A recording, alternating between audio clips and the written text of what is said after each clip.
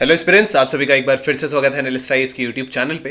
Recently WHO की एक report release हुई है जो है global status report on the road safety. अब इससे रिलेटेड जो इंपॉर्टेंट चीजें हैं वो हमें पता होनी चाहिए, जैसे ग्लोब में कहाँ कैसे रोड एक्सीडेंट्स बढ़े हैं, कम हुए हैं, पेडिस्ट्रियंस के साथ ज्यादा हुआ या नहीं हुआ है। ये सारी चीजों के अलावा एक चीज जो जरूरी है वो है कि भारत में क्या ट्रेंड है, और अगर भारत में ट्रेंड है तो obviously from the examination point of view हमारे लिए जरूरी है वो है एक्ट्स, इनिशिएटिव्स जो रोड सेफ्टी से जरूरी हैं, और ऐसे क्या कारण हैं जिनकी वजह से ऐसा होता है। आफ्टर दैट या फिर जीडीपी में कितना लॉस होता है इस चीजों की वजह से, जो एग्जामिनेशन पॉइंट ऑफ व्यू से हम पढ़ेंगे। After that we will be discussing our today's prelims and the mains practice question. So let's start.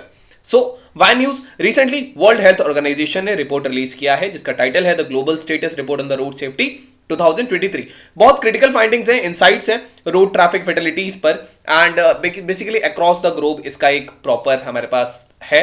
Now इसके की हाइलाइट्स के बारे में बात करेंगे तो रोड फैटेलिटीज की अगर हम देखेंगे तो रोड ट्रैफिक रिलेटेड जो डेथ्स होती हैं वर्ल्ड वाइड ये लगभग 5% डिक्रीज हुई हैं 2010 और 2021 के बीच में अगर कंपेयर करेंगे तो टोटल अगर फैटेलिटीज हैं तो 1.19 मिलियन फैटेलिटीज देखी गई। 108 यूनियन मेंबर्स जो नेशंस थे इन्होंने रोड ट्रैफिक डेथ्स में थोड़ा सा ड्रॉप देखा, और भारत में 15% का इंक्रीज हुआ है रोड फैटेलिटीज में, एंड ये बेसिकली 1.34 लाख 2010 में था, एंड उसके बाद 20 लाख बढ़कर लगभग 20,000 बढ़कर लगभग 1.54 लाख हो गया 2021 में। सो this is the case here. अब कंट्रीज हैं जहां सिग्निफिकेंट रिडक्शन देखा गया है, जैसे 10 कंट्रीज हैं जहां पे रोड ट्रैफिक रिलेटेड जो डेथ्स थी वो लगभग 50% से कम हो चुकी हैं, जिसमें बेलारूस आता है, ब्रूनी आता है, Denmark, Japan and Lithuania, Norway, Russian federation हो गया, यूनाइटेड अरब एमिरेट्स हो गया, वेनेजुएला हो गया, जिन्होंने बहुत काम किया है। और 35 ऐसी ज्यादा कंट्रीज थी जहां बेसिकली नोटेबल प्रोग्रेस हुई है, और डेथ्स वहां पे लगभग जो रेट था वो 50% अगर रेट था तो उसको 30% पर ले आया गया है। अब रीजनल डिस्ट्रीब्यूशन जो डेथ्स का है वो कुछ इस प्रकार से है जो आप स्क्रीन पर देख सकते हैं। डब्ल्यूएचओ के जो साउथ ईस्ट एशिया के रीजन है वहां 28%, वेस्टर्न पैसिफिक में 25%, अफ्रीका में 19%, रीजन ऑफ अमेरिकाज में 12%, ईस्टर्न मेडिटेरियन में 11%, यूरोपियन यूनियन में 5%। सो this is the case here. And इसके अलावा हाउएवर लेकिन जो डेथ्स इससे रिलेटेड हैं वील सी देम, और लेकिन एक यहां चौंकाने वाला तथ्य है वो है कि जो लो और मिडिल इनकम कंट्रीज हैं वो बहुत डिस्प्रपोर्शनेट बर्डन है। मतलब जो 90% जो डेथ्स होती हैं वो लो मिडिल इनकम कंट्रीज पे होती हैं, लेकिन इन पे व्हीकल कितने होंगे? व्हीकल हैं इन पे केवल 1%। सो this is the case here.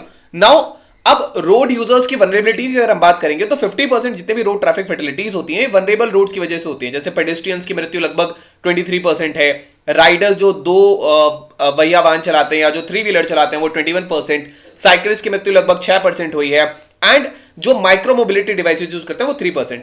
Pedestrian की जो डेथ है ये बेसिकली इंक्रीज हुई है 3% से, ये लगभग 2,74,000 है, जबकि साइक्लिस्ट की डेथ जो है वो 20% से इंक्रीज हुई है, कुछ 71,000 अराउंड। एंड ये जो हम डिस्कस कर रहे हैं 2010 एंड 2021 का ये बेस ईयर है जिसके बीच में हम इसको डिस्कस कर रहे हैं। नेक्स्ट थिंग इज हाउएवर जो कार और 4 व्हील्ड जो व्हीकल है इसमें लगभग 30% जो ग्लोबल फैटेलिटीज हुई हैं, यहां पे थोड़ा सा ये डिक्रीज हुआ है। इसके अलावा अगर हम सेफ्टी स्टैंडर्ड्स की बात करेंगे तो केवल 6 कंट्रीज ऐसे थे जो डब्ल्यूएचओ की बेस्ट प्रैक्टिसेस को बेसिकली मीट करते हैं, जिसमें speeding, drinking driving, motor helmets का यूज करना, बेल्ट का यूज करना, सीट बेल्ट, चाइल्ड रिस्ट्रेंट्स, और लगभग 140 कंट्रीज ऐसे थे यानी कि 2/3 मेंबर यूएन मेंबर स्टेट्स के, जहां पे लॉज में इन 6 में से एक लॉ जो है वो बेसिकली हाई रिस्क फैक्टर्स में रखते हैं। एक लिमिटेड नंबर ऑफ कंट्रीज हैं जहां पे लेजिस्लेशन है जो की व्हीकल सेफ्टी फीचर्स को बेसिकली कवर करता हो, और ये सेफ्टी इंस्पेक्शन रिक्वायर करता हो रोड यूजर्स के लिए। ये एक प्रॉब्लम है। अगर हम कॉल ऑफ एक्शन की बात करें सो व्हीकल नंबर जो है, व्हीकल जितने भी फिलहाल आप देखते हैं ये 2030 तक डबल हो जाएंगे। रिपोर्ट एक अर्जेंट एक्शन रिक्वायर करता है, सेफ्टी मेजर्स हो, थोड़ा सा इंफ्रास्ट्रक्चर अपडेट हो, और ताकि अभी ही रोड डेथ्स को बेसिकली कम किया जा सके। एंड अब यूएन का जो गोल है which is to half the road deaths by 2030, इसको अचीव करने में हेल्प हो सके। तो ये जो प्लान ऑफ एक्शन है ये 2021 से लेके 2030 तक का ही पूरा प्लान है। सो this is the case here. अब भारत से जुड़े कुछ तथ्यों के बारे में हम बात करेंगे कि इंडिया में इन सब चीजों को लेकर के क्या है। देखिए इंडिया में लगभग 15% इंक्रीज देखा गया था, हमने देखा था, एंड टोटल नंबर ऑफ जो रोड ट्रैफिक फैटेलिटीज होती हैं ये 1.34 लाख जो 2010 में था, इससे लगभग 20,000 बढ़ के 1.54 लाख हो चुका था 2021 में। अब इसका इंपैक्ट क्या पड़ता है? तो देखिए, रोड क्रैश जो है वो इंडियन इकोनॉमी का 3 to 5% जीडीपी पर ईयर इसका हमें लॉस हो रहा है, ये वर्ल्ड बैंक की रिपोर्ट के हिसाब से है। रोड क्रैश जो है ये लगभग 1.5 लाख लाइव्स ले चुका है एंड 3.8 लाख से ज्यादा लोग जो है वो इंजर्ड हो चुके हैं, ये ईयरली एक बेस है। देन रोड एक्सीडेंट्स जो है ये डेथ देता है, डिसेबिलिटी देता है, दिव्यांग हो जाते हैं, बहुत सारी चीजें होती हैं, परमानेंट ब्लाइंडनेस आ जाता है, there are many things. So this is it. Okay, so अगर हम कारण के बारे में बात करेंगे तो ट्रैफिक कंजेशन बहुत ज्यादा है, जो रैपिड अर्बनाइजेशन है, पॉपुलेशन ग्रोथ बहुत ज्यादा बढ़ रही है, तो यहां से ट्रैफिक कंजेशन बहुत ज्यादा बढ़ जाता है सिटीज में। और अगर यहां पे रोड इंफ्रास्ट्रक्चर अच्छा नहीं हो, स्पेशली सिग्नल्स अच्छे नहीं हो, तो यहां जनरली एक्सीडेंट्स हो जाते हैं। रोड इंफ्रास्ट्रक्चर की कमी के कारण जो रूरल रोड्स हैं, हाईवेज हैं, डाइवर्जन्स हैं, इलीगल स्पीड ब्रेकर्स हैं, तो इनकी वजह से जो इनएडिक्वेट रोड मार्किंग्स होती हैं, डैमेज रोड्स होते हैं, इनकी वजह से प्रॉब्लम है। देन व्हीकल कंडीशन की बात करेंगे, फॉल्टी व्हीकल्स हैं, टायर फट चुके होते हैं, इनएडिक्वेट मेंटेनेंस नहीं होती व्हीकल्स की, ये एक प्रॉब्लम है। इसके अलावा व्हीकल सेफ्टी स्टैंडर्ड्स की बात करेंगे तो इंडिया का जो क्रैश टेस्ट होता है, क्रैश टेस्ट में जब दो गाड़ियों को आपस में बनाने के बाद उनको टकराया जाता है आपस में एंड उनका बेसिकली क्रैश टेस्ट किया जाता है, तो इंडिया की जो लिमिट है वो 56 किलोमीटर पर आवर है। लेकिन अगर हम बात करेंगे global new car assessment programme की, तो ये इन्हीं टेस्ट को कंडक्ट करता है 64 किलोमीटर पर आवर पे। इसके अलावा एक प्रॉब्लम है, लाइसेंसिंग नहीं है, ट्रेनिंग नहीं है। आसानी से कुछ रुपए देके लाइसेंस बहुत easily two wheeler in fact heavy vehicles का भारत में बन जाता है। 2018 में लगभग 26% जितने भी रोड एक्सीडेंट्स हुए थे, ड्राइवर थे उनके पास एक वैलिड लाइसेंस ही नहीं था, या फिर वो बेसिकली लर्नर लाइसेंस पर चला रहे थे। एनफोर्समेंट ट्रैफिक रूल्स का नहीं है। इंडिया का जो लॉ है जैसे स्पीडिंग पे, ड्रिंक एंड ड्राइव पर, ये अगर हम बात करेंगे 10 में से तो लगभग 3 आउट ऑफ 10 इसकी रेटिंग दी जाती है, जबकि चाइना में देखेंगे तो 8 से 9 रेटिंग है, देन श्रीलंका में भी 9 है। तो ये एक प्रॉब्लम है। ग्लोबल रोड सेफ्टी रिपोर्ट 2018 के हिसाब से ये डेटा है। Now the thing is, traffic police की कमी है। लगभग 30% जो है वो पुलिस कांस्टेबल, 30% जो ट्रैफिक पुलिसमैन है इनकी पोजीशन, और 39% जो ट्रैफिक कांस्टेबल की पोजीशन होती है ये वैकेंट है 2018 के हिसाब से, और ये bureau of police research and development की रिपोर्ट है।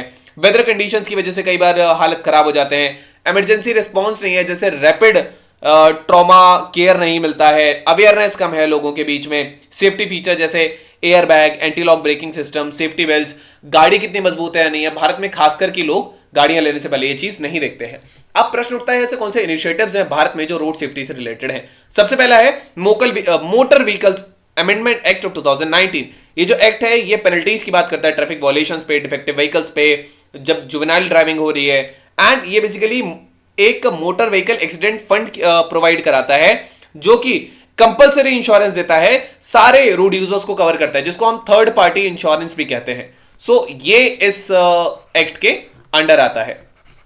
नेक्स्ट थिंग इज, जो इसमें है ये basically national road safety board भी प्रोवाइड कराता है एंड जो क्रिएट करती है सेंट्रल गवर्नमेंट। इसके अलावा कैरियज बाय रोड एक्ट है 2007 का। ये जो है, ये जो कॉमन कैरियर्स चलते हैं, बड़े बड़े ट्रक चलते हैं, उनकी लायबिलिटी है, डिक्लेरेशन हो उनकी गुड्स का, वो जो डिलीवर कर रहे हैं, अगर कुछ भी एक्सीडेंट्स होता है तो जो लायबिलिटी है वो उनके सर्वेंट्स की होगी, एजेंट्स की भी होती है, इनफैक्ट मालिकों की भी होती है। तो ये सारी चीजें जो हैं वो इस एक्ट के अंदर कवर होता है। इसके अलावा control of national highways land and traffic act 2000 का ये जो एक्ट है, ये जो नेशनल हाईवेज के अराउंड जो लैंड है, अगर नेशनल हाईवेज के विद इन जो लैंड है, ये उसके रेगुलेशन पर वर्क करता है।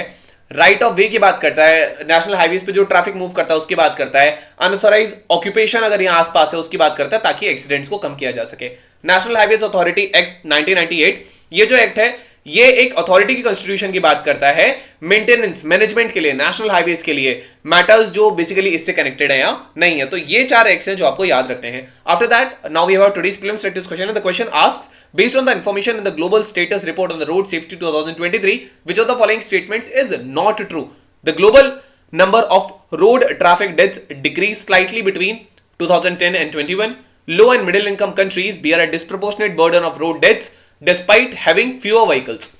Vulnerable road users such as pedestrians, cyclists account for over half of all fatalities. And okay, next you have option D. Many countries have implemented laws addressing at least one major risk factor for road accidents.